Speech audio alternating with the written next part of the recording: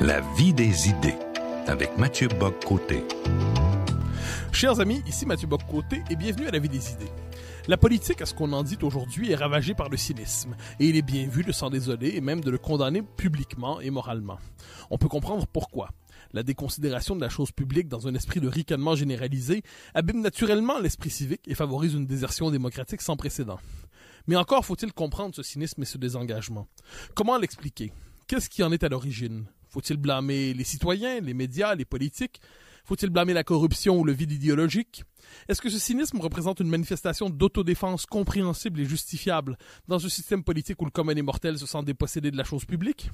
Pour en parler aujourd'hui, je reçois Catherine Côté, professeure à l'École de politique appliquée à l'Université de Sherbrooke. Bonjour. Et Simon-Pierre Savard-Tremblay, doctorant en sociologie à l'Université Laval, blogueur Journal de Montréal et auteur notamment de l'État succursale. Bonjour. Alors, madame, monsieur, première question sur cette place, en fait, penser le cynisme dans la démocratie contemporaine. Est-ce que le cynisme, on dit, c'est quand on lit les journaux, on dit que c'est un des sentiments qui dominent notre époque dans le rapport aux politiques. Catherine Côté, est-ce que c'est un sentiment aussi présent qu'on le dit dans la culture politique contemporaine ou est-ce qu'on exagère la présence du cynisme chez les lecteurs moyens aujourd'hui? Si on regarde tous les indicateurs qu'on a pour calculer le cynisme, entre guillemets, parce que c'est une certaine façon de percevoir le cynisme, oui, on serait à peu près à son apogée. Et c'est quelque chose de très prégnant qui est là depuis les années 60 puis qui était c'est une montée exponentielle. Est-ce que c'est dans toutes les phases de la société? Oui et non. C'est-à-dire que c'est pas si évident que ça, en fait. Il y a certains aspects où c'est vraiment au sein de la façon même de penser sa place au cœur du politique, où on se demande justement si on a sa place, est-ce que ça vaut la peine? Les politiciens sont tous pourris, donc cette façon de voir les choses-là. Mais sinon, non, tout n'est pas perdu. Vous dites depuis les années 60, pourtant, lorsqu'on fait, dans le cadre de l'histoire québécoise, quand on pense aux années 60, 70, 80, 90, c'est des années de haute intensité idéologique, haute intensité politique, le taux de participation aux élections est assez élevé. Ailleurs, dans le monde occidental, les années 60, c'est aussi vu souvent comme de belles années politiques, des années avec une haute charge politique. Mm-hmm. Donc, comment expliquer ce paradoxe? Finalement, vous me dites les années 60, donc depuis la Révolution tranquille, finalement, il y a une montée du cynisme? Oui, mais c'est pas le cas seulement au Québec. En fait, c'est tous les pays, tout ce qui est civilisation occidentale a été touché par ce phénomène-là. Et c'est vraiment, justement, et paradoxalement, c'est à cause de cette montée-là de ce qu'on pourrait appeler la déférence. Donc, pas la différence, mais bien la déférence envers l'autorité. Donc, qui a contribué, entre autres, à avoir la désaffiliation partisane, à tous les phénomènes qui sont liés au fait de, justement, sentir qu'on peut se dégager des institutions. On n'a pas à se sentir nécessairement une certaine loyauté, etc. Donc, c'est vraiment une déférence dans le sens où toutes les autorités ont pris le bord, littéralement. Donc, religion, politique, etc. Et ce qui fait en sorte que, justement, les gens, en se donnant le pouvoir eux-mêmes de faire de la politique, se sont aussi détachés de ça. Donc, ils se sont dit, oui, c'est très étrange comme phénomène. Certains se sont dit que probablement les médias ont joué un rôle important, mais en tant que tel, il n'y a pas que ça. Donc, on s'en va vers autre chose. Là, il n'y a pas que ça. Mais essentiellement, c'est ça. Donc, c'est pas seulement le cas du Québec. C'est vraiment global. Je comprends bien, mais je me demandais s'il n'y avait pas une exception québécoise de ce point de vue. C'est-à-dire, à tout le moins, comment expliquez-vous la conjugaison d'idéalisme politique qui caractérise notre société des années 60 aux années 90, en gros, c'est-à-dire des propositions politiques assez fortes, une classe politique de qualité, des débats qui touchent aux questions existentielles, disons ça comme ça, qui touchent la cité. Donc, le sentiment que le politique peut faire des choses, c'est quand même ce qui caractérise le Québec des années 60 jusqu'aux 90, disons. Donc, et de l'autre côté, le cynisme qui semble le contraire de tout cela. Comment ces deux sentiments pouvaient-ils cohabiter dans la même société? Mais justement, ils ne cohabitaient pas. C'est que le cynisme a commencé durant cette période-là. Donc, il est apparu. Il était moins élevé sous Duplessis, moins élevé... c'est-à-dire que les indicateurs les plus importants, puis quand on parle d'indicateurs, bon, vous savez comment c'est, les indicateurs, c'est toujours très contraignant. Donc, c'est-à-dire, essentiellement, ça va être des indicateurs sur la baisse de confiance envers les politiciens, envers toutes les institutions, etc. Donc, le cynisme est perçu comme ça. Ça, je dis, il faut le prendre entre guillemets, là. Mais essentiellement, ça va être aussi avec le changement de génération. Et ce dont on s'aperçoit, c'est que littéralement, avec l'apparition, entre autres, de ce qu'on a appelé la génération X, le cynisme va être vraiment exacerbé. Pourquoi? Parce que on va se rendre compte, non seulement cette baisse de confiance-là, mais il va y avoir, durant la même période, la baisse de participation politique. Et normalement, dans un cycle de vie normal, une personne dans la vingtaine jusqu'à plus âgée, dans la vingtaine, habituellement, on vote moins, pour toutes sortes de raisons qui sont liées au fait que c'est une période dans la vie où on se cherche un peu, etc. Plus on vieillit, normalement, plus on a des responsabilités, plus on paye des impôts, par exemple, plus on va se sentir donc responsable, on va sentir qu'on est davantage interpellé par la vie politique et on va voter davantage. Alors, ce qu'on a pu constater, c'est qu'avec la génération X, en vieillissant, ils n'ont pas fait ce fameux cycle de vie-là. Donc, ils ne sont pas allés voter davantage. Alors, pour un certain temps, on a même carrément pu associer le cynisme littéralement à la génération X. Et là, c'est ça qu'on est en train de surveiller. Cette génération X qui s'est littéralement et qui n'était presque plus dans l'espace public, qui faisait très peu partie des partis politiques, des institutions normales, qui avait eu beaucoup de difficultés au niveau de l'emploi. Il est arrivé plein de choses à la pauvre génération X pendant une certaine période. Là, elle commence à investir le monde politique présentement.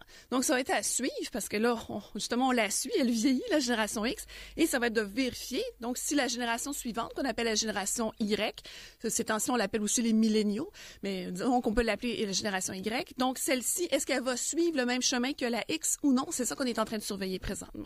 Simon-Pierre Savard-Tremblay, dans un texte récemment publié sur votre blog du Journal de Montréal, vous reveniez sur appelons ça, ce sentiment de désaffection présent en général, mais plus encore peut-être chez les jeunes, dans le rapport à la chose publique. Alors, premièrement, est-ce que vous partagez ce sentiment, cette impression, cette analyse que le cynisme conditionne de notre rapport aux politiques? Et si oui, comment l'expliquez-vous? Plusieurs choses, en fait.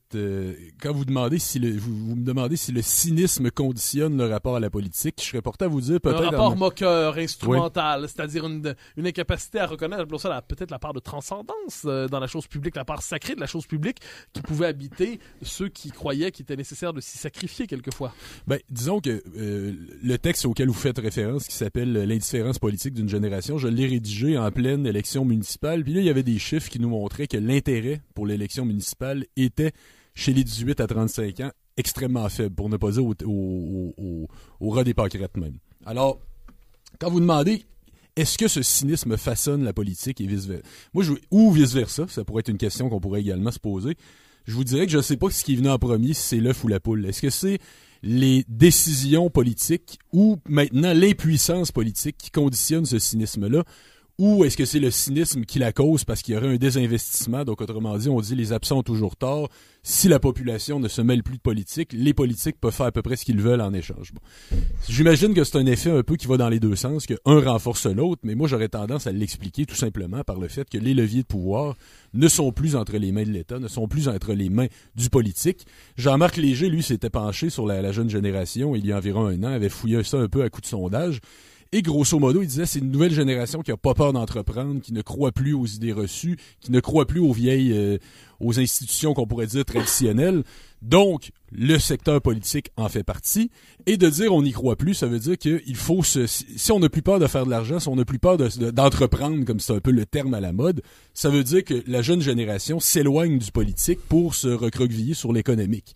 Or, il y a un problème fondamental avec ça, c'est que l'économique, contrairement aux politiques, n'est pas une institution démocratique. Ce n'est pas une institution, il peut y avoir un équilibre entre les différentes forces en présence. Je vous relance, cela dit, vous dites la jeune génération est particulièrement marquée par cette indifférence politique. Je déplacerai néanmoins le regard un instant. Certainement la politique telle que nous la concevions, probablement vous, moi, un engagement pour un parti, pour une idéologie globale qui prétend transformer la société, avoir un effet de levier sur la société, on peut, oui, imaginer que la jeune génération est moins engagée autour de ça, mais autour de nouvelles causes, comme celles liées à la transformation des identités sexuelles, l'antispécisme, l'écologisme. On pourrait multiplier les causes à l'idéologie diversitaire en matière d'immigration. Est-ce qu'on ne trouve pas chez ceux qui s'engagent autour de ces causes-là le contraire du cynisme, et même quelquefois un certain fanatisme, un certain absolutisme idéologique, c'est-à-dire une nouvelle génération loin d'être cynique, mais pénétrée d'idéaux à un point tel qu'elle ne peut même pas imaginer qu'on ne voit pas le monde à sa manière. Est-ce que ça ne détermine pas aussi la jeune génération? Absolument, absolument. Ça, c'est là où il y a de l'engagement, parce que il y a une bonne partie de cette jeune génération-là qui est désengagée, il faut le dire. Autrement dit, à qui on a envoyé le message, puis ça, c'est conforme aussi à l'époque de la mondialisation, on a envoyé le message, ne changez pas le monde, changez votre monde à vous. Autrement dit, changez-vous comme individu, libérez-vous individuellement, améliorez votre condition personnellement. C'est un petit peu une espèce de darwinisme social où que le plus fort l'emporte, finalement. Arrangez-vous, autrement dit. Donc, pour vous, il y a un repli de l'absolu dans l'individuel, dans l'intime, dans des causes qui ne se projettent pas dans l'État. Mais par rapport à ce que vous dites, aux grandes causes de l'antispécisme, etc., bon, toutes ces causes-là, oui, existent. Oui, elles sont inusitées. On les avait pas connues dans les dernières années. Puis les réseaux sociaux ont, d'une certaine façon, favorisé la diffusion de tout ça. Mais elles ne trouvent plus leur référent dans le cadre traditionnel de l'État-nation. Donc, elles ne trouvent plus leur référent dans des institutions démocratiques non plus. La plupart des référents seront au niveau d'une espèce de gouvernance mondiale où c'est là qu'on nous dit maintenant qu'il faut agir. Catherine Côté? Oui, je voulais juste rebondir sur un élément, j'abonde tout à fait dans le même sens, mais c'était, vous disiez tout à l'heure, au point de vue économique, que donc justement cette implication ne se faisait pas au point de vue politique, mais au point de vue économique. En fait, étrangement, oui.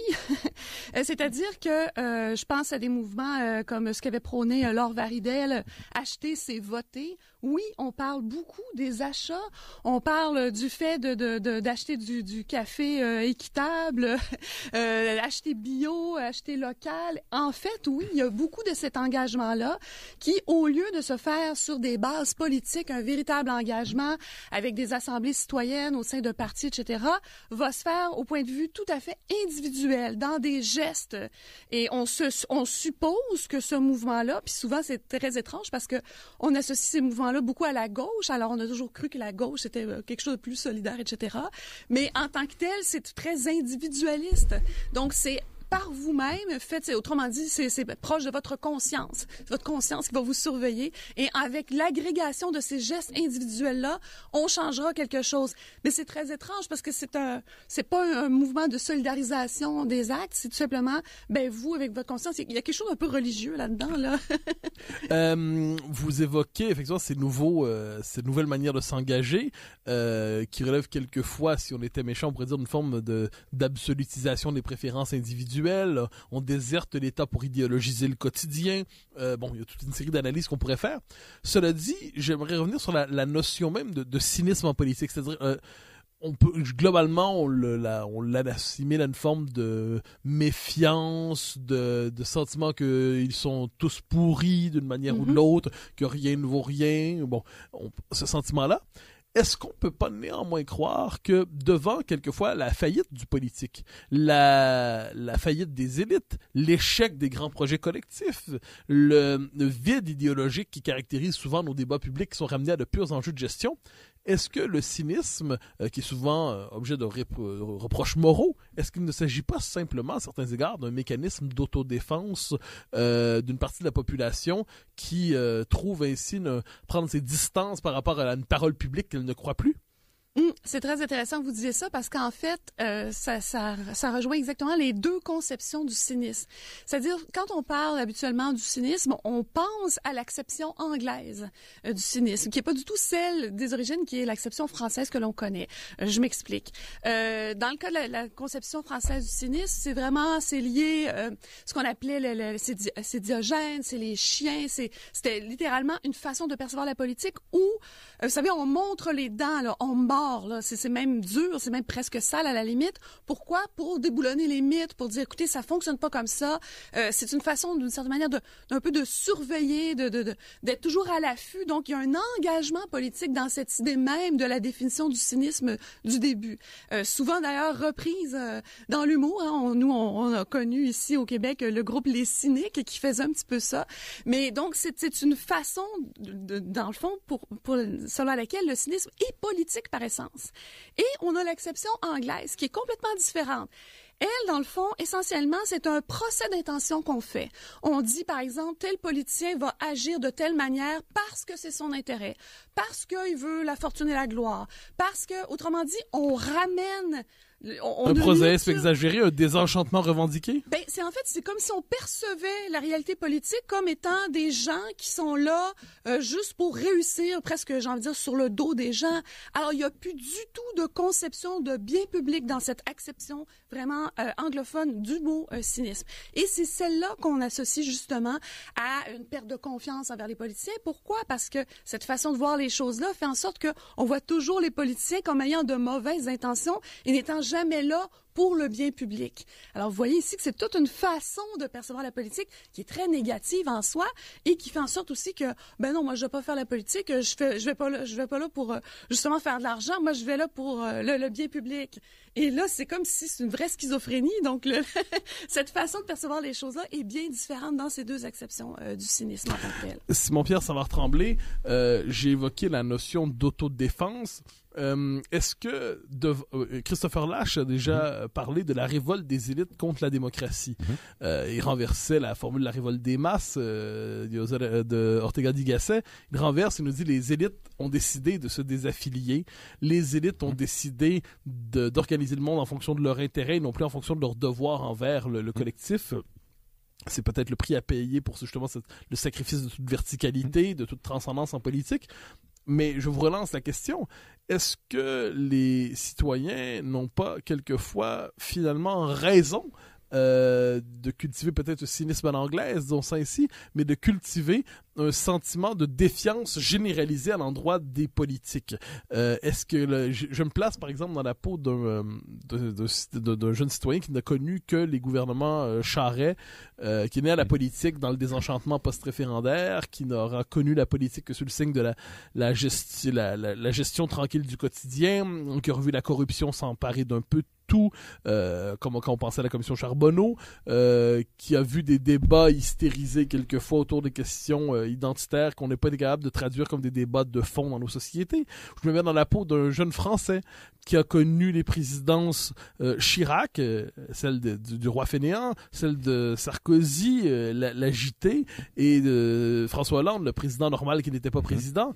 Est-ce qu'il n'y a pas quelqu'un qui naît dans tout cela? Est-ce que le cynisme n'est pas la réaction la plus rationnelle qui soit par rapport à la classe politique? Absolument, oui, mais quand je vous disais tout à l'heure, qu'est-ce qui est venu en premier, l'œuf ou la poule, je ne sais pas, mais les deux s'alimentent en tout cas. Parce que ce cynisme-là, en même temps, fait paradoxalement l'affaire de cette classe politique-là. Parce que c'est une classe politique qui n'est plus une classe politique, qui est une classe technique, une classe technicienne, c'est-à-dire qui a pour but d'appliquer une recette, la recette des grandes instances mondiales, qui, autrement dit, pour gouverner maintenant on parle même plus de gouvernement, on parle de gouvernance, autrement dit un terme pseudo-scientifique, donc il y a une formule, une recette à appliquer, technicienne, gouverner comme des experts, administrer comme des experts, qu'il n'y ait plus de vision. C'est l'ère de l'alternance unique, finalement, que peu importe le parti qui va l'emporter, va appliquer une seule et même formule, qui est celle de la libre circulation des capitaux et des individus. Puis là, évidemment, ça alimente en même temps un cynisme qui fait l'affaire de ces mêmes recettes-là. Parce que le cynisme fait recroqueviller vers l'individu. L'individu qu'on dit maintenant n'attend plus rien du politique, déracine-toi au maximum, fais ton affaire toi-même, autrement dit, deviens toi-même un espèce de petit soldat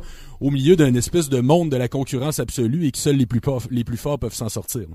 Mais est-ce que, je pose la question en deux, mais à Catherine Côté d'abord, est-ce que ce cynisme qui est partout diagnostiqué, qui est partout repéré, est-ce qu'il ne prépare pas par définition quelque chose d'inverse, c'est-à-dire au bout du désenchantement politique, le désir de repolitiser l'espace public sous le signe de l'idéal, ou même quelquefois de l'idéal, même s'il ne se présente pas de belle manière. Je donne un exemple très net, les partis populistes européens.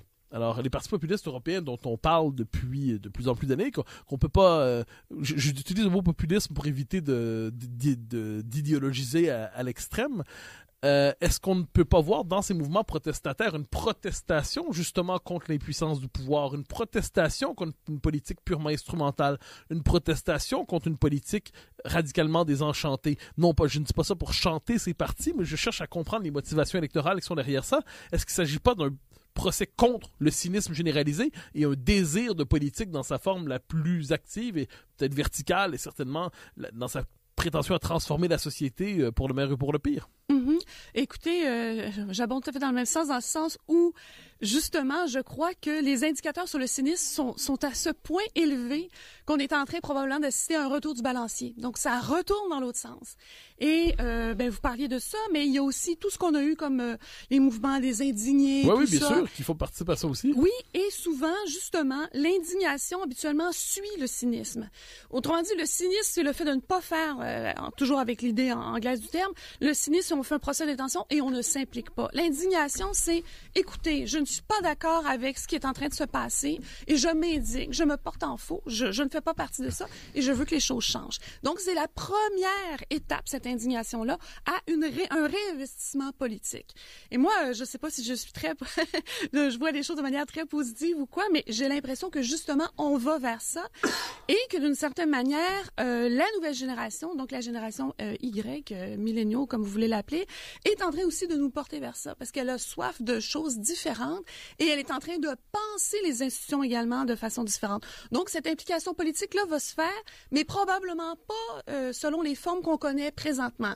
Donc, ça veut dire une période d'adaptation, ça peut être long un petit peu, là, parce que nécessairement, on ne recrée pas des institutions du jour au lendemain, mais ça va permettre un réinvestissement parce que, pour reprendre un peu l'allégorie économique qu'on faisait tout à l'heure, beaucoup voient les partis politiques et se disent, moi, je n'achète pas ce discours-là. C'est très particulier, comme si les partis politiques leur vendaient quelque chose et eux ne se sentent pas concernés. Donc, il y a toute une logique dont il faut se défaire et j'ai l'impression que pour cette génération-là en particulier, ça va être de créer leurs propres institutions, de créer leur propre façon de voir les choses et d'anticiper, de regarder le monde qui va leur permettre d'aller plus loin. Je voudrais me permettre un autre petit aparté sur ce que vient de dire mon collègue. Et c'est très particulier parce que le discours dont vous parliez tout à l'heure, c'est tout à fait lié à toute la littérature qu'on a sur le rôle et l'influence des médias. C'est-à-dire qu'il y a tout un pan de cette littérature-là qui nous dit que justement, la façon dont est dépeint la politique va faire en sorte que non seulement on ne remettra pas le système actuel en doute, donc on va pas, autrement dit, ceux qui détiennent les grands médias n'ont pas intérêt à ce que les choses changent parce que ça va bien comme ça, donc ils n'ont pas intérêt à ce que ça change. Mais en plus, ça va promouvoir une façon assez négative de dépeindre la politique qui va faire en sorte que justement, les gens ne se sentiront pas interpellés, n'auront pas envie de s'engager. Donc peut-être que non seulement avec cette arrivée-là massive d'une nouvelle génération, mais également de nouvelles formes médiatiques. On parle entre autres des réseaux sociaux qui, malgré tout, ont beaucoup de défauts encore, notamment une certaine polarisation, là, et ce qu'on peut appeler ou également une dissonance cognitive. Hein. Vous savez, ce qui nous intéresse pas, on ne va pas le lire et donc on va s'intéresser seulement à ceux qui pensent comme nous. Et donc, ça fait juste accentuer la polarisation qui existait déjà auparavant. Mais malgré tout, donc, ça je dis, on est en mouvance présentement. Alors, il y a tout ça qui est en train de se faire et c'est en train de se jouer au point de vue politique, là. Puis cette génération-là, c'est elle qui va faire la différence. Si elle s'implique ou pas, là, c'est ça qui va changer tout. Alors, on reviendra dans la deuxième partie, un bon bloc sur la question des médias. Simon-Pierre Savard-Tremblay, je vous pose la même question, c'est-à-dire, est-ce que la protestation populiste dont on parle, surtout en Europe, est-ce qu'il ne s'agit pas d'une volonté de rompre avec ce rapport au cynisme? Et on pourrait intégrer effectivement là-dedans aussi des mouvements comme Bernie Sanders, comme les fameux indignés. Est-ce qu'il n'y a pas, autrement dit, une forme de désir de croire à la politique qui s'exprime ici et là, mais qui est manifestement mal canalisée? Je ne mettrais pas sur le même pied, par exemple, Bernie Sanders et les indignés, parce que dans un cas, c'est une action politique. Dans l'autre, c'est plutôt une forme de refus du politique. Oui, une protestation morale. Une protestation, bon. C'est là-dessus que je ferai une différence quand même assez importante là-dessus. Mais au niveau des mouvements populistes, avec le fameux slogan de « tous pourris », c'est un petit peu pour montrer aux gens qui, dans la population, pensent tous pourris, qu'on les a compris, qu'on est d'accord avec eux. De dire, autrement dit, de renforcer le préjugé comme quoi, oui, la classe politique est toute pareille. En votant pour nous, vous allez pouvoir exprimer notre colère, mais c'est évident qu'en même temps, les partis populistes vont dire, oui, mais nous sommes différents, nous, on va agir autrement, nous, on va changer les choses, on va sortir de cette vieille classe politique-là qui est unanime autour des recettes qui ne fonctionnent pas. Donc, c'est pas facile à répondre à ça parce qu'il y a à la fois un renforcement du préjugé négatif, mais en même temps, c'est une manière de dire on vous comprend dans vos préjugés négatifs, donc allez vers nous, on peut vous redonner espoir. Mais je suis pas convaincu que l'électeur du Parti populiste vote avec espoir. Je pense que c'est plus un sentiment négatif au moment où il s'exprime. Mais pour revenir sur le cynisme, Je dirais, rappelez-vous la dernière élection municipale. Je sais pas, j'imagine que vous, Mathieu, tout comme la toute récente, là. tout comme vous, Catherine, j'imagine que pour vous, une soirée électorale pour des mordus de politique, c'est comme un petit moment absolument extraordinaire où on commande la pizza et on est rivé les yeux devant la télévision toute la soirée. Bon. Peut-être pas pour des élections municipales. Peut-être pas. Bon, d'accord, peut-être moins que d'autres paliers, mais j'imagine de manière générale, on est plus mordu que d'autres. La course à Mascouche, le débat à Saint-Hyacinthe. Mais Montréal, il y avait quelque chose à suivre. Là. C'est vrai. Puis vous vous souvenez qu'on remarquait qu'il y avait un taux de participation extrêmement faible, même si les résultats s'annonçaient pour être serrés, alors que d'habitude, quand un résultat est serré, c'est là que ça favorise une participation massive, comme le référendum de 95. On nous a dit dans le dernier sondage 50-50, donc ça a causé une participation de 96%. Donc, dans le cas de l'élection montréalaise, j'écoutais les commentateurs à Radio-Canada qui disaient « ça doit être à cause du mauvais temps, il pleuvait ». Il pleuvait. Donc, excusez-moi, mais il y avait 3 gouttes de pluie à peu près par minute qui tombaient. Et quand il pleut, excusez-moi, mais à Montréal, c'est pas comme en région éloignée. Les bureaux de vote sont à peu près à tous les 3-4 coins de rue. C'est pas particulièrement difficile de sortir un parapluie et d'y aller. Puis, s'il avait fait beau, on aurait dit « Ah, mais c'est parce qu'il fait beau, les gens sont dans les piscines. » Donc, j'ai l'impression qu'on est en train d'essayer de trouver un paquet d'espèces d'interprétations pour justifier ce cynisme-là. Le fait est que dans plusieurs cas, on n'avait peut-être même pas entendu parler de cette élection municipale-là. Il y a parfois dans des sondages qui nous montrent que c'est pas une majorité, heureusement, mais il y a déjà eu des sondages comme quoi 10% des gens au Québec savent pas qui est leur premier ministre. C'est gigantesque. 10% qui ne savent pas qui est leur premier ministre. Donc, vous disiez que après la pause, on allait parler de la question des médias. Ben, peut-être j'ai fait d'une certaine façon la transition parce qu'il y a une question d'information aussi. Il nous reste 1 ou 2 minutes avant la pause. Question toute simple par rapport, et on y reviendra aussi, par rapport aux attentes du politique. Est-ce qu'une des raisons qui explique ce fameux cynisme, c'est pas le fait que on ne sait plus exactement quoi attendre et quoi espérer du politique? C'est-à-dire, quand on savait qu'il y avait un changement qui s'appelait des programmes gouvernementaux applicables, d'accord, des options qui étaient différentes mais réelles, alors qu'aujourd'hui, soit il y a le refus, donc dans l'absolu, un autre monde est possible, révolution, ou alors, effectivement, on ne veut croire en rien. Est-ce qu'il n'y a pas une incapacité à formuler des attentes raisonnables par rapport aux politiques, Catherine Côté? On a les politiciens qui nous ressemblent. C'est-à-dire, si un désinvestissement qui se fait de la plupart des gens, ben finalement, ceux qui vont s'impliquer en politique vont ressembler à ce désinvestissement-là et vont offrir une plateforme finalement un peu décousue, un peu dans tous les sens, pour essayer de plaire au plus grand nombre sans nécessairement cerner quelque chose de grand et de fort et sans idéaux. Donc, c'est un peu le fait la poule, là. Ça va ensemble. C'est un mouvement qui va vraiment ensemble. Simon-Pierre Savard-Tremblay, avons-nous des attentes déréglées par rapport aux politiques aujourd'hui? Non, au contraire, il n'y a plus d'attente, c'est une résignation.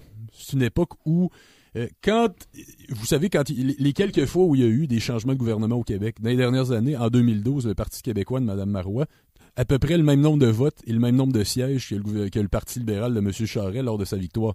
François Hollande qui bat Nicolas Sarkozy, c'est par des poussières également. On dirait qu'il y a peu d'enthousiasme quand il y a un changement de gouvernement. C'est plus, faut vraiment qu'on vote par la négative. Il n'y a aucun gouvernement, on dirait, qui se fait élire, il y en a juste qui se font battre. Puis finalement, il y a de moins en moins aussi de lune de miel pour les nouveaux partis qui s'installent, comme si on était à une époque complètement désenchantée. Alors, sur cette note de désenchantement, nous passons la pause pour quelques instants et nous revenons ensuite à la vie des idées pour cette deuxième partie de cette discussion sur le cynisme en politique.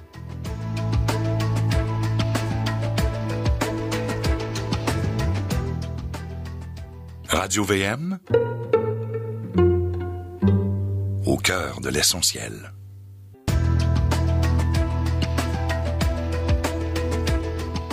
Chers amis, nous sommes de retour à la vie des idées pour le deuxième volet, la deuxième partie de cette émission consacrée au cynisme dans la vie politique contemporaine avec Catherine Côté, professeure à l'école de politique appliquée à l'Université de Sherbrooke, et Simon-Pierre Savard-Tremblay, doctorant en sociologie à l'Université Laval et blogueur au Journal de Montréal.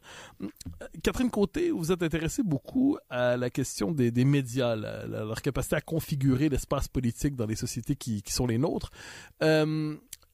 Vous l'avez même évoqué tantôt, le traitement que les médias font de la politique peut encourager quelquefois une forme de désaffection envers la chose publique. Si on y allait très largement, on pourrait dire quel regard en général les médias développent aujourd'hui par rapport à la chose politique? Est-ce qu'ils nous incitent à nous y engager? Présentent-ils ça comme un jeu extérieur, les fameuses coulisses du pouvoir? Est-ce qu'ils mettent en scène les querelles de fond qui traversent une société, ou est-ce qu'elle se réfugie plutôt dans des polémiques faciles au jour le jour entretenues par les chaînes d'information continue? Donc, quel rapport aux politiques développe aujourd'hui le système médiatique pour peu qu'on puisse parler d'un système médiatique dans son ensemble? Oui, ben écoutez, c'est très intéressant parce que justement, il y a un lien qui a été fait par plusieurs entre cette fameuse désaffection politique, donc c'est-à-dire baisse de participation électorale, baisse de confiance envers les politiciens, désaffiliation partisane, donc tous ces aspects-là, donc de désengagement politique, a été associé à ce qu'on a appelé la théorie du vidéo-malaise. Vidéo-malaise lié en fait essentiellement à l'apparition de la télévision et au fait que les nouvelles télévisées sont devenues jusqu'à tout récemment, puis même à chaque année, je me demande quand est-ce que ça va... Là, paraît-il que ce serait cette année que c'est en train de changer. Donc, les nouvelles télévisées étant la principale source d'information politique des citoyens. Ce qui est majeur, ça veut dire que, en fait, pour s'informer, pour savoir ce qui se passe dans le monde, dans la vie politique, les gens vont s'abreuver essentiellement de ce qu'ils vont voir dans les médias télévisés. Et donc, leur perception de la politique va être en très grande partie influencée par ça. Puis là, c'est pour ça que je dis maintenant, ça change un peu, mais pas tant que ça. C'est-à-dire que souvent, le contenu, on va pas nécessairement l'écouter, ça sera pas nécessairement les nouvelles télévisées, mais ça va quand même passer par justement les sites Internet des médias traditionnels, comme les gens vont regarder ce qui s'est fait à Radio-Canada, mais sur Internet. Donc, vous voyez le principe. Donc, il y a ça quand même. Donc, c'est en train de changer présentement. Mais cette théorie du vidéo-malaise-là, elle est très, très forte, surtout dans la fin des années 90, donc milieu des années 90, fin des années 90, est liée aux heures d'écoute incommensurables des gens de télévision et qui était également liée à une période où on voyait la politique dépeinte de manière tellement déprimante, tellement cynique, que pour plusieurs, c'est ça qui aurait fait la différence. Et on sait, il y a plusieurs travaux qui nous montrent que, justement, les médias influencent, entre autres, ce qu'on appelle l'agenda setting, c'est-à-dire de fixer l'ordre du jour politique, de dire les sujets sur lesquels il convient de s'attarder. Si on ne parle que de la santé, par exemple, ben, les gens vont dire « Ah oui, c'est le principal problème auquel on doit faire face ». Si, au contraire, ils vont parler d'économie, ça va être ça. Donc, essentiellement, les médias vont donc moduler la façon d'appréhender la réalité politique en disant justement, ben regardez, ça, ce sont les sujets sur lesquels il faut s'attarder. Et voici d'ailleurs comment les évaluer également. Donc, on nous montre les politiciens, on va les associer à ça de manière habituellement négative. Donc, et ce qui fait en sorte que cette lecture-là qu'on va avoir va être finalement assez cynique. Donc, c'était vraiment lié à cette thèse du vidéo-malaise-là, qui, en fait, a été... elle est difficile à évaluer parce que, justement, c'est une influence globale. C'est sur toute la société, c'est sur tous les discours qui se font et ce n'est pas la seule variable. Donc, il y a beaucoup de choses, dont, entre autres, l'humour, dont on reparlera tout à l'heure, mais essentiellement, ça a vraiment un effet incroyable sur cette façon-là parce que, essentiellement, notre espace public, tel qu'on peut le concevoir, passe à travers les médias. Donc, la façon de parler de politique va être influencée par ça. Ça va être d'une certaine manière la base sur laquelle les gens vont pouvoir intervenir et apporter leur grain de sel. Donc, c'est toujours le cas, on a toujours cette influence-là, mais elle est en train de se modifier avec le système actuel. Mais, comme on le disait tout à l'heure, le fait que les grands médias soient encore possédés par de grands consortiums, etc., fait en sorte également que les médias traditionnels vont pas nécessairement... justement aller dans les marges ou vont montrer les marges de manière justement très marginalisée. On va dire, ben regardez, ça c'est ce qu'il ne faut pas faire. Ça aide beaucoup une espèce de sens commun, vous savez, très vague, très flou, très au centre. Voici un peu la façon de penser et de parler des choses qui convient de faire. Et ça, pour chaque société, cette espèce de centre de pensée dominante va être différent. Autrement dit, l'axe va être différent d'un endroit à l'autre, mais essentiellement, ça va être une sorte de convention. Et si on dépasse ça, on est dépeint comme marginal par ces mêmes médias-là. Donc, c'est une façon un peu d'appréhender la société, un peu comme un diagramme. On montre, ben regardez, ça, c'est ce qu'on peut penser, puis ça, c'est ce qui n'est pas très bien de penser. Donc, vous êtes en marge et on va vous marginaliser parce que vous pensez ça. Donc, c'est très particulier. Le système médiatique, il est comme ça. Et si on rajoute la couche des médias sociaux, ben là, en plus, on a une polarisation qui se fait. Et là, il y a comme des discours au complet qui ne sont pas dans l'espace public des grandes tendances, mais qui va l'être pour des groupuscules de la société qui vont se parler entre eux, mais qui n'auront pas de dialogue avec le reste de la société. Simon-Pierre Savard-Tremblay, on vient d'évoquer très justement comment l'espace médiatique configure la vie publique, le cartographie de telle manière qu'on distingue. Le système médiatique, en fait, nous dit souvent qui sont les modérés, qui sont les radicaux, qui sont les fréquentables, qui sont les infréquentables, qui sont les recommandables, qui sont les sulfureux, qui sont les... Bon, autrement dit, le langage médiatique est un langage qui n'est pas neutre sur le plan axiologique, qui a une dimension idéologique souvent implicite par ailleurs.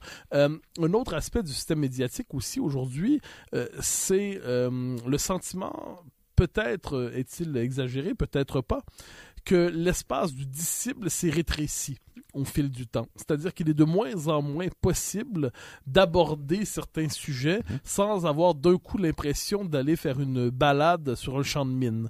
La multiplication de sujets qui sont décrétés sulfureux, nauséabonds, des sujets dangereux, radioactifs.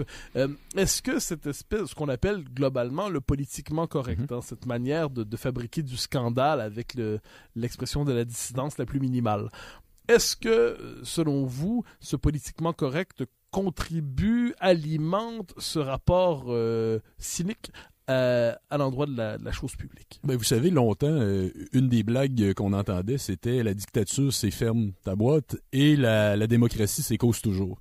Aujourd'hui, on n'en est même plus là. On est à une époque de post-démocratie où il n'y a qu'une seule vérité.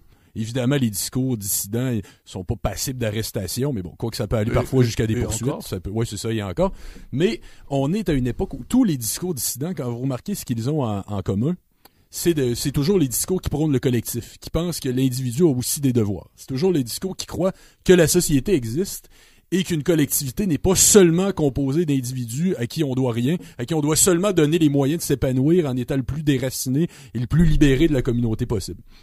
Vous savez, j'ai l'impression depuis un peu le début, en fait, à chaque fois qu'il y a des discussions sur les causes du cynisme, on fait toujours comme si on était encore dans les vieux référents. On dit avant, on avait des politiciens qui nous emballaient, on avait René Lévesque, on avait Pierre Bourgault, même Pierre Elliott Trudeau, d'une certaine façon, était un personnage charismatique. On dit aujourd'hui, on n'a plus ça.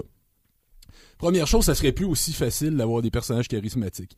À l'ère des réseaux sociaux où on suit à la marche près ce que chacun fait, René Lévesque aujourd'hui ne serait plus charismatique et son discours ne serait plus accepté non plus. Faut pas se projeter dans les référents de l'époque. Mais la question des déplacements des centres de pouvoir n'est pas négligeable. C'est pas quelque chose qu'on peut traiter de manière anecdotique. Regardez, par exemple, vous-même, vous avez souvent parlé de la question du gouvernement des juges, que vous disiez, par exemple, vous traitiez surtout des questions identitaires, vous disiez, peu importe ce qu'on pense de la question de l'affichage, de la langue d'affichage, peu importe ce qu'on pense des signes religieux dans la fonction publique, maintenant, ce sont les juges qui vont trancher, plutôt que le débat démocratique. Ce ne sera plus les collectivités qui vont s'asseoir, qui vont dire, il y a des points de vue pour, il y a des points de vue contre, il y a un compromis qui émerge et c'est ça qu'on adopte. On n'en est plus à cette époque-là.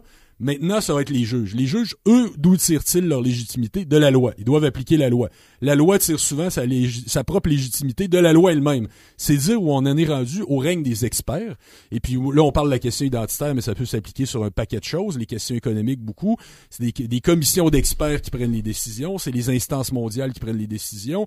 Ce sont les traités, maintenant, qui sont décidés dans le secret, qui vont imposer à la vie interne des collectivités la direction qu'elles vont devoir suivre. Donc, rendu là, les médias ont quelle fonction? Appliquer cette doxa-là, appliquer cette vérité avec un grand V. Et l'autre aspect aussi, puisqu'il n'y a plus de politiciens, qu'il n'y a que des techniciens chargés d'appliquer les formules des experts, que reste-t-il aussi aux médias dans ce cas-là pour rendre la vie politique le moindrement palpitante? Les potins. Puis ça, c'est pas négligeable là-dedans. La couverture des potins, des selfies de Justin Trudeau, du sourire de Valérie Plante, bref, tous les détails qui ne comptent pas, en bout de ligne. Catherine Côté? Oui, mais justement, pour ajouter sur les médias, écoutez, c'est très particulier parce que je ne l'ai pas mentionné tout à l'heure, mais dans cette fameuse théorie du vidéomalaise-là, il y avait l'idée aussi que quand on parlait de politique, on parlait essentiellement du jeu politique, donc de la joute elle-même, et que carrément on allait couvrir la politique comme si c'était ce qu'on a appelé le horse race, comme si c'était une course de chevaux. Et c'est-à-dire que tous les politiciens étaient vus comme, bon, lequel a le plus de chances de l'emporter, voici pourquoi. Et ça veut dire que le compte-rendu qui en était fait, c'était littéralement, bon, ben tel politicien va arriver avec telle thèse parce que c'est ça qui va lui permettre d'avoir des votes dans telle région. Donc, vous voyez, on revient à notre fameuse acception là où c'est dans son intérêt de faire ça. Donc, le bien public est complètement exclu de ce jeu politique-là où on couvre la politique comme un sport. Écoutez, c'est très agréable, le sport. Comme on disait tout à l'heure, une soirée électorale, c'est très agréable. Mais c'est pas ça l'essence même de la vie politique. L'essence même de la vie politique, c'est justement tous les débats, tout ce qu'il y a derrière, c'est toutes les idées qui sont en jeu. Et ça, d'une certaine manière, c'est complètement fou, mais c'est exclu du discours médiatique sur la politique, où on est vraiment sur l'électoralisme et on va miser là-dessus et sur le jeu politique que pour le jeu politique et non pas les grandes idées derrière. Et si on parle des idées derrière, ben c'est là que rapidement les mots idéologues vont arriver, etc. Donc c'est une façon de percevoir la politique essentiellement comme une joute. Je me permets de vous citer un passage d'un livre que vient de faire paraître Brice Couturier, intellectuel français, Macron, un président philosophe. Donc il revient sur l'élection d'Emmanuel Macron et je cite un simple passage. Obsédés par les jeux d'appareil, les stratégies individuelles et la communication, les journalistes politiques sont de manière générale d'une extrême inculture, y compris dans les domaines qu'ils devraient maîtriser prioritairement, les sciences politiques, le droit public et constitutionnel, l'économie. La technicité de la plupart des dossiers dépasse largement leur capacité d'analyse. Plutôt que d'accepter de les concéder à des confrères spécialisés, ils rabattent les décisions qu'on leur communique sur le jeu, sur le peu qu'ils en comprennent, telle manière d'occuper l'espace médiatique, une tactique politicienne, le prétendu dessous des cartes. Ils s'attachent aux effets d'annonce, au positionnement, au tempo, à la stratégie médiatique, la politicaille. Lorsque le sage désigne la lune, l'imbécile regarde le doigt, pardonnez-moi. Description assez fine de ce que vous évoquez. Est-ce que le fait que deux des émissions qui s'occupent de la chose publique au Québec, les coulisses du pouvoir, l'ajoutent, ça n'est pas une confirmation de l'analyse que vous nous proposez, c'est-à-dire une politique réduite au jeu d'appareil et une manque de capacité à comprendre le fond des dossiers quelquefois, comme s'il n'y avait pas de densité politique propre dans la vie publique. Catherine Côté, ensuite Simon-Pierre Savard-Tremblay. Écoutez, littéralement, ça amène ce qu'on appelle la spirale du cynisme parce que dans un jeu, parce qu'il faut le dire ce que c'est que c'est un jeu. Dans ce jeu-là, les règles du jeu sont littéralement comment les politiciens vont bien passer là-dedans. Donc, c'est pas pour rien qu'on sont de plus en plus jeunes et plein de selfies, là. Pourquoi? Parce que justement, c'est ça qui va bien passer. Ça va passer l'épreuve des médias, ça va passer cette image policée, si on peut dire, et qui, justement, ne fait pas trop de vagues, hein. On s'en va dans le politiquement correct de toutes les manières possibles. Et étrangement, si quelqu'un déroge de ça, on va dire tout de suite, il n'y a pas une bonne équipe de stratégie des communications derrière, etc. Ça va détonner avec ça. Et littéralement, on va demander aux politiciens d'être le plus possible collés à une stratégie de relations publiques. Et on va déplorer du même coup le fait que les politiciens ne sont pas vrais et utilisent des stratégies. Alors, c'est complètement fou. En même temps qu'on établit des règles du jeu où il faut utiliser ça pour se dépatouiller dans ce monde-là, on va reprocher exactement de les avoir utilisés et ne pas être vrais. Donc, c'est une spirale. Un politicien peut pas s'en sortir vivant, là, à moins qu'il mette justement le poing sur la table et dire non, désolé, moi, je joue pas à ça. Et sera-t-il suivi par les médias? C'est là la grande question. À moins de jouer ce jeu avec un brio exceptionnel, et là, ça nous ramène peut-être au phénomène Justin Trudeau. Simon-Pierre Savard-Tremblay, quand on pense à Justin Trudeau, on est souvent d'un côté les analystes conviennent pour la plupart d'entre eux qu'il n'est pas, disons, d'une densité politique exceptionnelle, pour le dire d'un euphémisme. Mais au même moment, il faut bien convenir qu'il y a une passion populaire l'entourant. Ce n'est peut-être pas une passion politique comme hier, avec un investissement existentiel, affectif, des désirs politiques qui sont canalisés. On n'est ni devant le père Trudeau, ni devant René Lévesque. Peut-être qu'est-ce qu'on est devant un personnage qui relève davantage du showbiz, enfin qui colonise la politique avec les lois du showbiz. Il n'en demeure pas moins que nous sommes devant un phénomène intéressant. Comment comprendre cette passion Trudeau? Est-ce qu'elle ne confirme pas d'une certaine manière le fait que le seul espace justement qui reste à la politique aujourd'hui, c'est une forme d'esthétisation de la classe politique, des jeux de charme, mais sans qu'on d'ailleurs, Justin Trudeau a des idées politiques, mais c'est comme si elles ne le définissent pas. Donc, on connaît ses positions sur le multiculturalisme, sur le Québec, mais c'est comme si l'homme existait au-delà de ses idées politiques. Est-ce qu'on n'est pas devant un moment très particulier, justement, de dissolution du politique? Ben, oui et non sur le fait que vous dites que ces idées semblent ne pas le définir, c'est que c'est en même temps un personnage qui incarne dans la vie quotidienne ses idées, son positionnement. C'est-à-dire qu'il est, puis quand vous dites peut-être ça le définit pas. Ne le définissent pas du point de vue de l'électorat. C'est-à-dire peut-être pas, un électeur qui va avoir beaucoup de réserves sur les accommodements raisonnables, par exemple, ne verra pas par ailleurs pourquoi il pourrait pas voter pour Trudeau. Ça c'est vrai sur cet aspect-là, oui, mais au niveau de la jeunesse branchée, ok, parce que le phénomène Trudeau, comme le phénomène Plante à Montréal, on nous dit souvent c'est le signe d'un changement de génération. Mais d'une certaine façon, Justin Trudeau, qui est aussi l'époque des machines de communication, de la politique spectacle comme ça, pour en cacher la vacuité, le personnage en lui-même aussi, d'une certaine façon, il incarne cette forme de changement-là, parce qu'on peut dire que même s'il crée de l'enthousiasme, par rapport, par exemple, à un Stephen Harper qui était ennuyant comme un croque-mort avant lui, qui était un véritable bloc de glace, c'est que d'une certaine façon... Qui pourtant avait une conception du politique assez exigeante. On peut aimer ou pas Harper, mais il voulait utiliser le pouvoir pour changer la société d'une certaine manière, et il croyait davantage au pouvoir que ceux qui sont dans une posture figurative aujourd'hui. Là. Mais qui en même temps était aussi celui qui... du Stephen Harper, qui malgré ce style-là dont vous parlez, qui voulait transformer en profondeur la société, comme Pierre Elliott Trudeau le fait avant lui, mais ça va souvent dans le sens d'une transformation où on libère de plus en plus l'individu aussi des contraintes collectives. Dans le cas de Pierre Elliott Trudeau père, c'était par rapport à l'espèce d'encadrement nationaliste, identitaire, si on peut dire, qu'on veut libérer l'individu. Dans le cas de Stephen Harper, c'était sur le plan économique qu'on voulait libérer l'individu à tout prix. Donc une intervention constante des pouvoirs publics pour une intervention pour laisser faire, finalement. Puis c'est là-dessus que je vous dirais que Justin Trudeau, là-dessus, est peut-être le moins loin du cynisme, même s'il crée l'enthousiasme, moins loin du cynisme ambiant, que c'est le premier ministre qui laisse tout le monde faire, que c'est le premier ministre qui incarne cet individualisme-là. Une de ses propositions phares, outre le multiculturalisme, c'est de légaliser la marijuana. Donc, permettons à tout le monde de consommer comme il l'entend.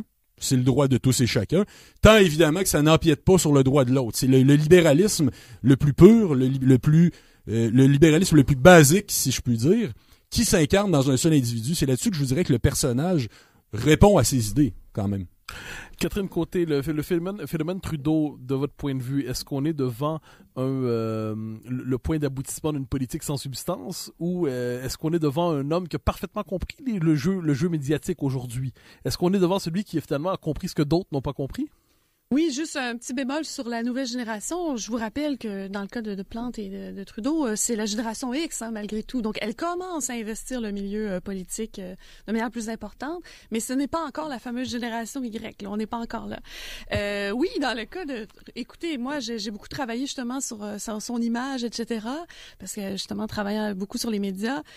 Et j'ai presque envie de dire, c'est un petit bijou. C'est un petit bijou, littéralement, parce qu'il incarne lui-même le paroxysme du summum de ce que peut être les relations publiques et la façon de concevoir une espèce de politicien parfait.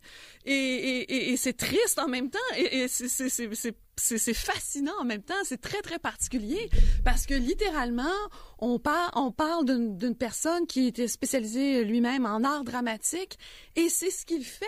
Il joue un rôle, littéralement, à la perfection, mais il joue un rôle. Il incarne ce rôle-là au quotidien. Même, on le voit, il se déguise, littéralement, pour aller, visiter des temples, etc., pour aller à des trucs. La journée de l'Halloween, c'est même déguisé en Superman et tout ça. Au Parlement.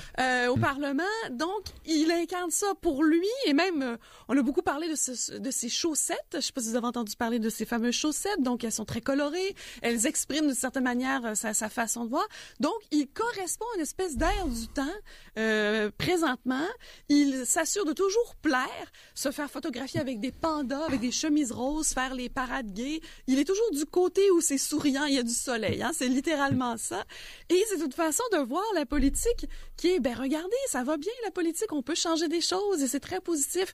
Et pendant qu'on a tout ce message-là avec les fameux selfies, les égo-portraits, pendant qu'on a toute cette image-là, Ben, on ne parle pas des enjeux plus importants, par exemple, tout ce qui se passe avec l'Arabie Saoudite et tout, parce qu'on associe dans les médias et dans sa façon de présenter la politique toujours à ce côté très embelli-là. Donc, pour tout ce qui s'appelle les marketeurs, donc tous les gens du marketing politique, pour eux, c'est littéralement, on vend un produit, ce produit-là est extraordinaire, il correspond à ce qu'on veut pour un produit. Donc, il y a une connivence qui se fait, là, une convergence, pardon, qui se fait entre les deux, qui est absolument fascinante. Mais en même temps, qu'est-ce qu'on peut garder pour nous? Ben, c'est que c'est en train de modifier notre perception aussi de la politique. On croit que c'est vide, mais c'est loin d'être vide. Et le contenu est d'autant plus important qu'il passe tellement bien et avec le sourire qu'on finit par justement sentir que si on déroge de ce beau sourire-là, ben, nécessairement, on est grognon. Qu'est-ce qu'on veut? On n'a pas compris que c'est pour le bien, que c'est pour la vertu. Donc, nécessairement, on devient le méchant de l'histoire face à une image comme ça. C'est absolument fascinant. Il n'y a pas d'autre mot. Simon-Pierre Savard-Tremblay, avant que nous passions au dernier bloc, quelques minutes sur disons que la construction par les agences de communication, autant de Justin Trudeau que d'une certaine façon de Jack Layton avant lui, ça s'est toujours fait un peu sur le tard, c'est-à-dire que c'est venu un peu après. Justin Trudeau gagne dans la dernière semaine de l'élection. Il n'y a pas de mythe Trudeau avant qu'il devienne premier ministre. Personne ne s'imaginait qu'il allait triompher. Au début de la campagne, c'était un lointain troisième. Oui, on disait, regardez, il y a eu Stéphane Dion, il y a eu Michael Ignatieff, là, ça va être le coup de grâce. Justin Trudeau, un chef qui est pas prêt, qui n'a aucune conscience ni connaissance de ses dossiers. Ça va être la catastrophe, on disait cette fois-ci, ça se termine.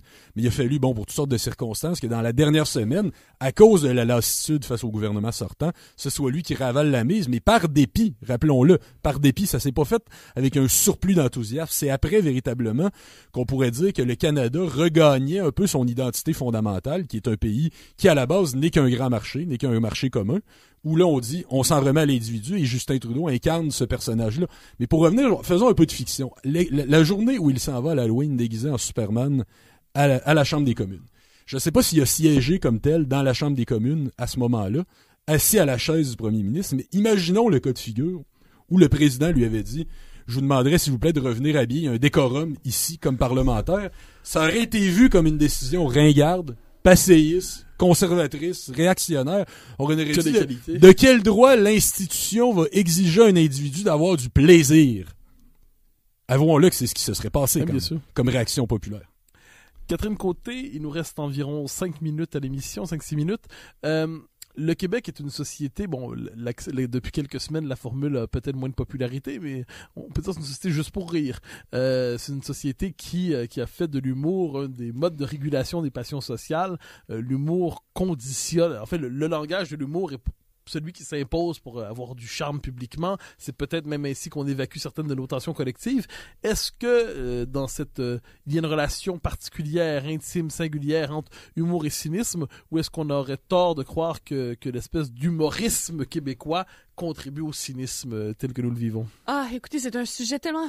C'est extraordinaire. Il y a tellement de choses qu'on pourrait dire là-dessus. Pour résumer, peut-être, essentiellement, le Québec a un lien assez particulier avec l'humour. D'abord, au point de vue, ne serait-ce que l'humour absurde qu'on a vu réapparaître à différents moments de notre histoire est toujours lié à des périodes où il y a un blocage politique. Et ça, c'est le cas ici, mais c'est le cas dans d'autres sociétés qui vivent des choses particulières. D'ailleurs, avec la Belgique, on a beaucoup de choses en commun au point de vue de l'humour. C'est pas pour rien, il y a des choses politiques aussi qu'on a en commun avec eux. Et c'est très, très particulier. En ce qui a trait au lien plus précis, justement, entre cynisme et humour politique, c'est qu'il faut comprendre. Il y a deux formes d'humour qu'on pourrait appeler politique. C'est-à-dire qu'il y a un humour où, carrément, les gens vont parler de la chose politique pour essayer de sensibiliser les gens à la politique.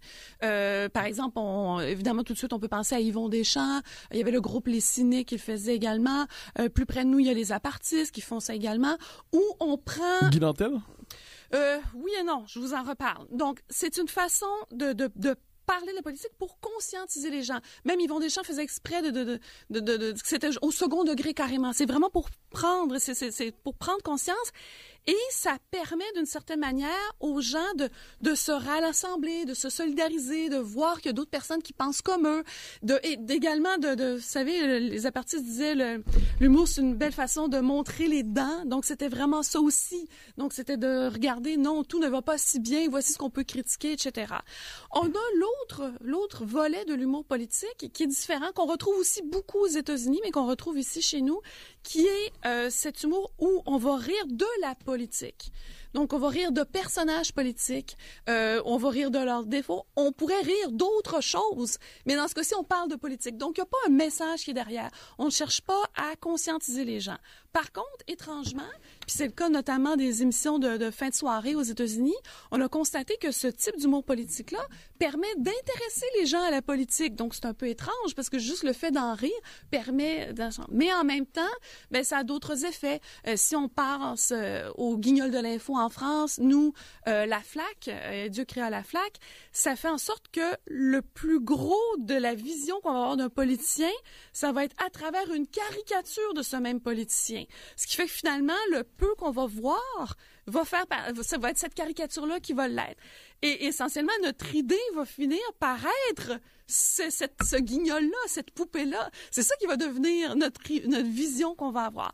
Donc, oui, ça permet une certaine politisation, entre guillemets, disons surtout un intérêt pour la politique, mais ça ne permettra pas nécessairement d'avoir un sens plus critique et aiguisé de la chose, mais bien plus de mettre tous les politiciens dans le même camp. Donc, un peu le tous pourri. Et c'est là où, justement, certains politiciens, humoristes, vont jouer de cet humour politique-là, où finalement, quand on assiste à ce genre de spectacle, on a la moitié de la salle qui rit de certaines blagues et l'autre moitié de la salle qui rit des autres blagues. Mais à la fin de tout, la conclusion, c'est ils sont tous pourris. Vous comprenez? Donc, il n'y a pas une conscientisation qui va se faire derrière. Et à l'inverse, étrangement, on se rend compte qu'un peu partout dans le monde, dès qu'on permet à l'humour politique, dès qu'on permet en fait l'humour politique, quand on n'a pas d'humour ou que l'humour est interdit d'une manière ou d'une autre, on se rend compte que également le système politique ne peut pas être remis en question. Donc, dès qu'il y a plus d'humour dans une société, d'humour politique bien sûr, ça veut dire aussi qu'on peut remettre les choses en question. Mais à un moment donné, où il y a tellement d'humour, puis c'est probablement le cas du Québec, il y a tellement d'humour que le système n'est plus remis en question parce qu'il permet cet humour-là. Alors, on se complaît d'une certaine manière. Et même, à la limite, l'humour va devenir un véritable exutoire. Ça va être un peu une soupape, on va sortir le trop-plein, et cela ne nous amènera pas à agir d'une manière ou d'une autre. Donc, vous voyez ici la nuance qui est assez importante. Et c'est pour ça qu'il y a un lien entre cynisme et humour politique, même si ce lien-là est assez particulier. Simon-Pierre Savard-Tremblay, il nous reste 1 minute et demie environ, même pas. Oh, que dis-je, 1 minute, même pas. Bon, mais je vous pose la question. Oui, toute simple, une question toute simple. Vous avez connu RBO, vous avez connu les Bleus Poudres, vous avez connu cet humour méchant, politique et très drôle tout à la fois. Est-ce que de tels groupes serait encore possible aujourd'hui? Difficilement. 2 choses l'une, en fait. C'est-à-dire surtout l'une. Oui. Alors, oui, okay, c'est vrai, faut être rapide. Écoutez, Yvon Deschamps, qui est l'exemple par excellence qu'on a, et l'humour a été un instrument de transformation sociale, d'évolution du Québec, a été un véritable mouvement social en lui-même, qui s'incarnait sur scène. Aujourd'hui, on n'en est plus là. L'humour doit nécessairement être insignifiant. Par exemple, regardons le traitement des idées hérétiques d'un Guy Nantel, justement. Que je connais pas d'ailleurs, mais j'ai vu un peu les citations, les trucs tirés hors contexte, puis honnêtement, je ne voyais rien de scandaleux là-dedans. Mais en même temps, je vous dirais que d'un autre côté, le fait qu'on réagisse à des humoristes comme Mike Ward, puis je suis d'accord avec sa liberté de faire ce qu'il veut, la question n'est pas là, mais le fait qu'on réagisse encore est signe qu'on n'est pas seulement dans la liberté pour la liberté, qu'on est quand même en train de reconnaître ce qui est de bon goût et ce qui est de mauvais goût. Puis ça, là-dessus, je trouve ça quand même positif, puis qu'encore là, je veux pas qu'on le fasse taire, mais qu'on réagisse et qu'on se plaigne de ce que Mike Ward va dire sur scène parce qu'il veut attirer la controverse pour vendre des billets. Ça, c'est pas négatif en soi. Alors, sur cette note d'espérance inattendue, Catherine Côté et Simon-Pierre Savard-Tremblay, je vous remercie pour votre présence aujourd'hui à La Ville des idées. Merci, je vous invite à rester à l'écoute de Radio Ville-Marie.